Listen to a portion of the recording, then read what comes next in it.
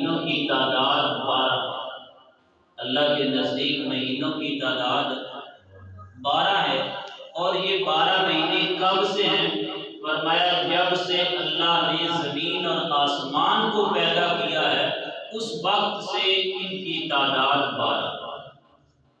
کیوں کہ جو چاند اور سورج کے ذریعے ہی ان مہینوں کا پتہ چلتا ہے کہ چاند نکلتا ہے تو پتہ چل جاتا ہے کہ اگلا مہینہ شروع ہو گیا ہے۔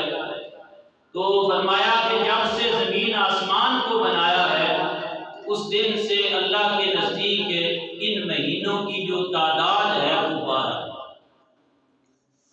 اور پھر بھی ان مہینوں کے اندر 4 مہینے حرمت والے مہینے ہیں اور بڑی عزت عظمت والے مہینے ہیں کہ جن کے اندر مسلمان تو مسلمان رہے، کافر لوگ بھی ان 4 مہینوں میں آپس میں جھگڑا نہیں کرتے، آپس میں کوئی ایسی بات جو لڑائی جھگڑا نہیں کرتے تھے۔ وہ 4 مہینے کون سے ہیں؟ ایک ہے رجب المرجب کا مہینہ، دوسرا ہے ذی قعدہ کا مہینہ، پھر اگلا ہے ذی الحجہ کا مہینہ، اور چوتھا ہے محرم الحرام کا مہینہ۔ یہ 4 مہینوں میں وہ مشرک بھی آپس میں جنگ نہیں کرتے تھے۔ تو پتہ چلا کہ کچھ دن اور کچھ مہینے ایسے ہوتے ہیں جو زیادہ عزت والے ہوتے ہیں۔ تو ہمارے آقا صلی اللہ تعالی علیہ وآلہ وسلم نے اس مہینے شعبان المعظم کی بڑی عظمت بیان کی، بڑا مقام بیان کیا ہے۔ اور یہ مہینہ اسے شعبان کیوں کہتے ہیں؟ اس کی وجہ 3 چیزیں بیان کی گئی ہیں۔ ایک اس وجہ سے کہ اس مہینے میں لوگ پانی کی تلاش میں زیادہ جاتے تھے، عرب کے لوگ پانی کی تلاش کے لیے نکل پڑتے تھے، اس وجہ سے اس کو شعبان کہا جاتا ہے۔ دوسری وجہ یہ ہے کہ یہ رجب اور رمضان المبارک کے درمیان میں آتا ہے، ظاہر ہوتا ہے مہینہ، اس وجہ سے بھی اس کو شعبان کہتے ہیں۔ تیسری وجہ یہ ہے کہ یہ مہینہ وہ ہے کہ جس میں لوگ بادشاہوں کے پاس جا کر نذرانے لیتے تھے، عطیات لیتے تھے، نذرانہ دیتے، بعض جگہ سے عطیات لیتے تھے، اس وجہ سے اس کو شعبان کہا جاتا ہے۔ حضرت شیخ عبد القادر جیلانی محبوب سبحانی قندیل دورانی شہباز لامکانی غوث سمدانی شیخ عبد القادر جیلانی رضی اللہ تعالیٰ عنہ فرماتے ہیں کہ یہ جو شعبان المعظم کا مہینہ ہے، یہ جو شعبان لفظ ہے اس کے حرف 5 ہیں، شین، عین، با، الف اور نون۔ تو آپ نے ہر لفظ کی ایک شان بیان کی، ہر لفظ کی ایک شان بیان کی ہے۔ فرمایا کہ شین سے مراد ہے کہ شرف والا مہینہ، عزت والا مہینہ۔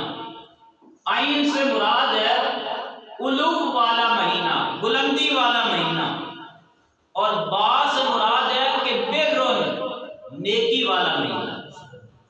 اور الف سے مراد ہے الفت، پیار والا مہینہ۔ اور نون سے مراد ہے کہ نور والا مہینہ۔ تو فرمایا کہ جو اس مہینے میں کوشش کرتا ہے، محنت کرتا ہے، زیادہ عبادت کرتا ہے، اللہ اسے عزتیں بھی دیتا ہے، اللہ اسے بلندیاں بھی دیتا ہے، نیکی کی توفیق بھی بخشتا ہے، آپس میں پیار محبت بھی ڈال دیتا ہے، اور اللہ تعالیٰ اس کے چہرے کی رونق کو دوبالا کرتا ہے۔ تو اس مہینے کے جو الفاظ ہیں ان کی یہ وضاحت شیخ عبد القادر جیلانی محبوب سبحانی نے ہمیں عطا فرمائی ہے۔ اور نبی رحمت شفیع معظم صلی اللہ تعالی علیہ وآلہ وسلم آپ اس مہینے کے اندر خاص طور پر آپ روزے زیادہ رکھا کرتے تھے۔ رمضان المبارک کے بعد جس مہینے میں حضور زیادہ روزے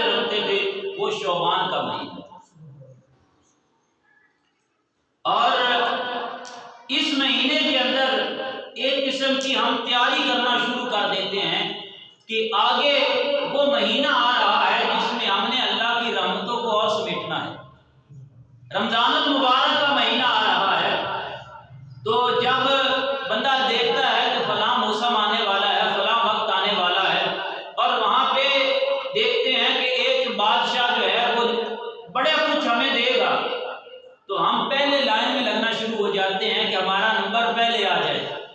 تو فرمایا کہ تم بھی اپنے لیے کوشش کرنا شروع کر دو، محنت کرنا شروع کر دو، اپنے لیے آگے چلنا شروع کر دو، اس وجہ سے کہ رمضان المبارک کا مہینہ آ رہا ہے، تم یہاں روزوں کے رکھنے کی پریکٹس کرو، کوشش کرو، قرآن پڑھنے کا اپنے آپ کو عادی بنا لو۔ رمضان المبارک میں ہر چیز کا ثواب 70 گنا تک چلا جاتا ہے، تو ثواب کو اپنے سینے سے لگا لیں۔ تو ہمارے آقا صلی اللہ تعالیٰ علیہ وآلہ وسلم ایک دعا فرمایا کرتے تھے، فرماتے تھے کہ اللہم بارک لنا فی رجب و شعبان و بلغنا رمضان۔ نبی علیہ السلام یہ دعا کرتے تھے کہ اے میرے پروردگار، تو ہمیں رجب کے مہینے میں اور شعبان کے مہینے میں تو ہمیں برکت عطا فرما۔ رجب کے مہینے میں اور شعبان کے مہینے میں ہمارے لیے برکت عطا فرما، اور اس برکت کے ذریعے سے میرا پروردگار ہمیں رمضان مبارک تک پہنچا دے۔ یہ حضور دعا مانگا۔ اب اس کے اندر، اس دعا کے اندر لفظ استعمال ہوا بارک لنا، کہ تو ہمارے لیے برکت عطا فرما۔ اس برکت سے کیا مراد ہے؟ تو علماء نے اس کی وضاحت کی کہ اس سے مراد یہ ہے کہ اے پروردگار، ہماری فرما برداری میں، ہماری عبادت میں میرا مالک تو ہمیں اور زیادہ توفیق عطا فرما۔ یعنی حضور کیا دعا مانگ رہے ہیں؟ میرا اللہ، تو رجب اور شعبان کے مہینے میں ہمارے لیے برکت عطا فرما، اور اس کے ذریعے ہمیں رمضان المبارک تک پہنچا۔ یہ دعا مانگتے ہیں۔ اور دیکھیں کہ رجب کا مہینہ، شعبان کا مہینہ، نبی علیہ السلام نے فرمایا کہ یہ جو شعبان کا مہینہ ہے، دو روایات ملتی ہیں اس کے بارے میں۔ حضور نے فرمایا کہ رجب اور شعبان اور رمضان کے بارے میں فرمایا کہ ایک میرا مہینہ ہے، ایک میرے رب کا مہینہ ہے، اور رمضان المبارک میری امت کا مہینہ ہے۔ ایک میرا مہینہ ہے، ایک میرے رب کا مہینہ ہے، اور رمضان المبارک میری امت کا مہینہ ہے، کہ رب کی رحمتیں جو ہیں وہ بلا رہی ہوتی ہیں کہ میرا بندہ آئے، اور میں اسے جتنا وہ اپنی توفیق سے مانگ رہا ہے میں اس کی جھولی کو بھروں۔ اب دوسری بات کہ اس مہینے میں نے عرض کیا کہ نبی علیہ السلام کا معمول یہ تھا کہ آپ زیادہ روزے اس مہینے میں رکھتے تھے رمضان کے بعد، پورے سال میں زیادہ روزے شعبان موسم میں رکھتے تھے۔ اور آج کل لوگ یہ سوال کرتے ہیں کہ یہ جو 15ویں کا روزہ ہے نا، شب برات والا، یہ روزہ کہاں لکھا ہے، یہ کہاں سے آ گیا؟ آپ کو ایک روایت جو سب کو پتا ہے کہ اس کے اندر کوئی مسئلہ بھی نہیں ہے، وہ یہ ہے کہ نبی علیہ السلام نے فرمایا کہ ہر مہینے 3 روزہ تو ان روزے رکھا گیا۔ یہ سنا ہوا ہے نا سبھی کہ حضور ہر مہینے 3 روزے رکھتے تھے۔ وہ کون سے 3 دن تھے؟ 13، 14، پر یہی دن تھے نا جب چاند مکمل ہوتا ہے، تو 15 اس میں پھر بھی آ جاتا ہے، 15 اس میں پھر بھی آ جاتا ہے۔ تو اسی تسلسل کو ذہن میں رکھ لیا جائے تو روایات تو بہت ملتی ہیں، لیکن انسان ماننے والا بنا، سینے سے لگانے والا بن جائے۔ اس لیے نبی علیہ السلام کا یہ عمل مبارک ہے۔ اور اس مہینے کو درود کا مہینہ بھی کہا جاتا ہے۔ اس مہینے کو درود کا مہینہ بھی کہا جاتا ہے کہ اس میں سلف صالحین کثرت سے درود و سلام سرکار کی بارگاہ میں۔ نبی رحمت شفیع معظم صلی اللہ تعالی علیہ وآلہ وسلم کے نواسے سیدنا امام حسین کی پیدائش بھی اسی مہینے کی. تو ہے نور تیرا سب گھرانہ نور کا، تیری نسل پاک میں ہے بچہ بچہ نور کا. یہ ان کی ولادت کا مہینہ بھی ہے، اس مناسبت سے بھی ان کی ذات پہ، حضور کی آل پہ، حضور کے صاحب پہ زیادہ درود و سلام پڑھنا. اور پھر اس کے اندر اس مہینے میں سیدنا امام اعظم حضرت نعمان بن ثابت رضی اللہ تعالیٰ عنہ، یہ آپ کے وصال کا مہینہ ہے.